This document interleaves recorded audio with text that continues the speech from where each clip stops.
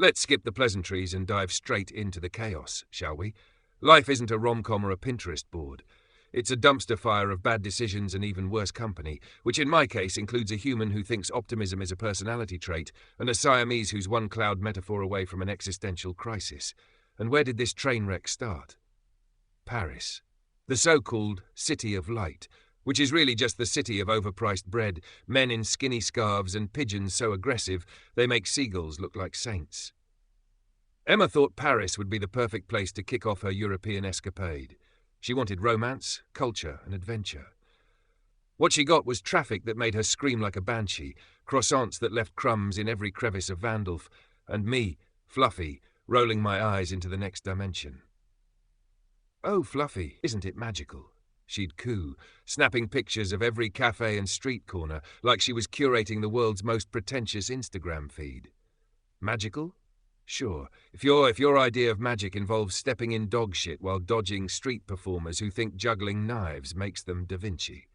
From Paris, we crossed into England, land of stiff upper lips and questionable cuisine. Emma, bless her clueless soul, insisted on trying authentic fish and chips. Authentic? That grease-soaked monstrosity could have fueled a deep fryer for weeks. Maurice wasn't in the picture yet, so I suffered through the experience alone, glaring at Emma as she raved about how quaint everything was. Quaint, Emma? A pub that smells like sweat and regret isn't quaint. It's a crime scene with a liquor license. Scotland was a drunken fever dream. Emma decided to connect with the culture by going on a whiskey-tasting tour. By the third distillery, she was slurring about how she'd definitely seen Nessie in the lock, which was hilarious considering she was pointing at a log. Meanwhile, I was stuck in Vandalf, listening to cowbells and contemplating my life choices. But it was Finland where shit really hit the fan.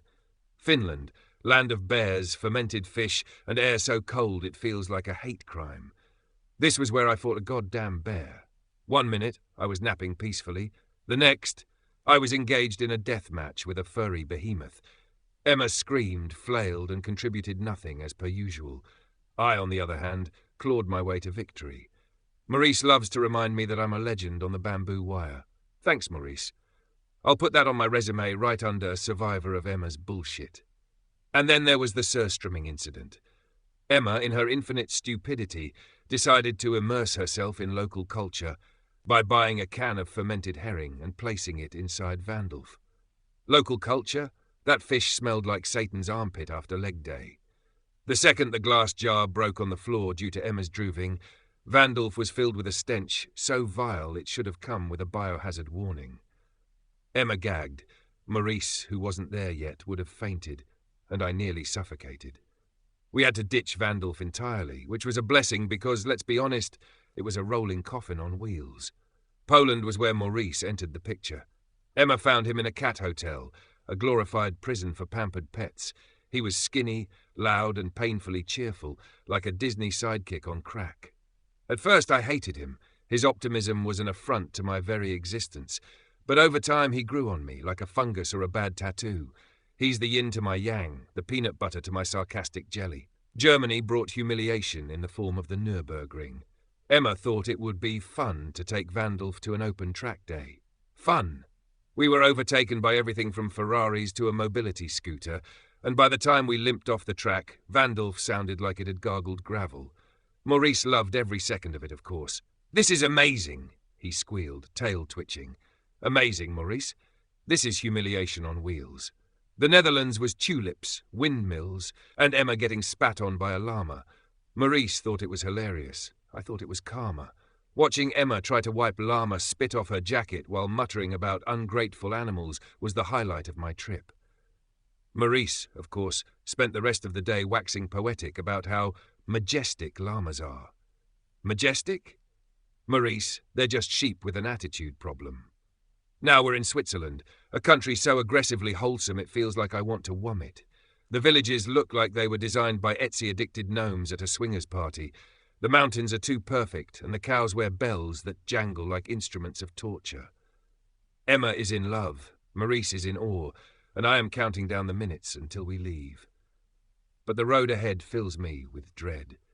Italy looms like a chaotic fever dream, with its narrow streets, endless crowds, and food that will undoubtedly give Emma food poisoning again. The south of France promises overpriced wine and lavender fields, while Spain threatens flamenco festivals and Maurice attempting to dance. And then there's the RC Atlantic race. I saw a brochure by Cunt Summer Vandal for a brief moment before Emma hid it away, and I haven't stopped thinking about it since. For the love of all that is holy, the idea of being trapped on a sailboat for weeks sends shivers down my spine. If Emma even mentions the word sailing, I'm faking my own death and joining a feral colony. For all the chaos, the humiliation, and the sheer insanity of this trip, I wouldn't trade it for anything. This is my family, my loud, ridiculous, infuriating family, and for all their flaws, and trust me, there are many, I wouldn't have it any other way. So bring on the pasta, the flamenco, and whatever fresh hell lies ahead. I'll be here, grumbling all the way. And as for you, dear listener, thank you for following my stories on YouTube. The video editing is shit and stories bland like Norwegian food sometimes, but thank you nonetheless. Now bugger off and let me sleep.